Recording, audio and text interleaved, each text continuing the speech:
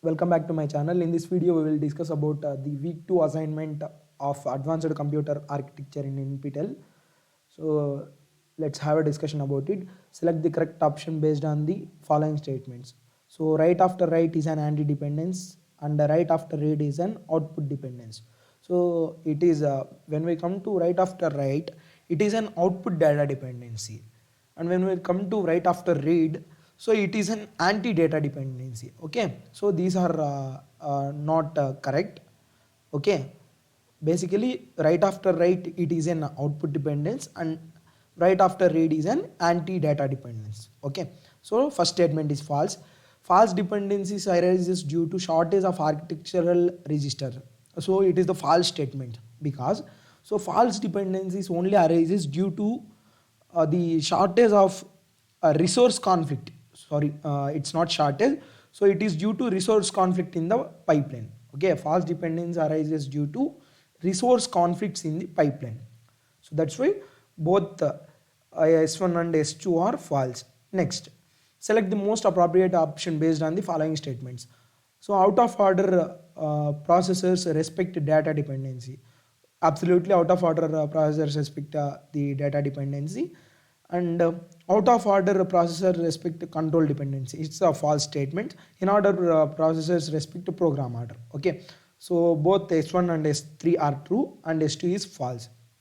So when two computing units or the computations share the storage element and they corrupt each other's state, leading to loss in the performance, this phenomena is referred to as, so it is an destructive interference. Okay, next, so a saturating counter is a special kind of counter that has the following fields: counts, lower threshold, upper threshold.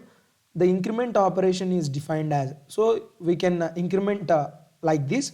So C tends to minimum of C plus 1 comma U, and then decrement operation is performed as, so C tends to max of C minus 1 comma L. So L stands for threshold value. Okay, lower threshold value. So this is what the correct option for this. For a 32-bit processor, we don't usually use all 32 bits of a PC for addressing the insulation status table, because it has the table will have very large, absolutely the table is very large. Too much power will be required to support the structure. Absolutely, it requires more power to support the structure. The production will become slow. That's why, so 32-bit processor, we are not using 32 bits completely. Okay, so that's why these three options are correct. Next, select the most appropriate option based on the statements.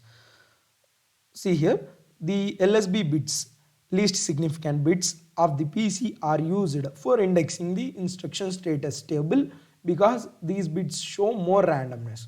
So absolutely least significant bits are random in nature.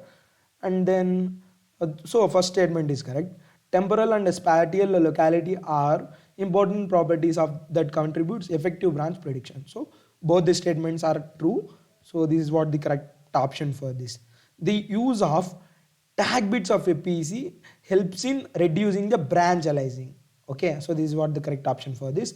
So which bits of the PC should be used to choose the appropriate BSG or JSR in the page and the PAP predictors. So least significance are used in this. And then what are the advantages of the G-share predictor and the PAP predictor? So the table of saturating counters is typically smaller. So G-share is faster and power efficient. G-share uses simple XOR operations as opposed to concatenation. So all the above statements are true.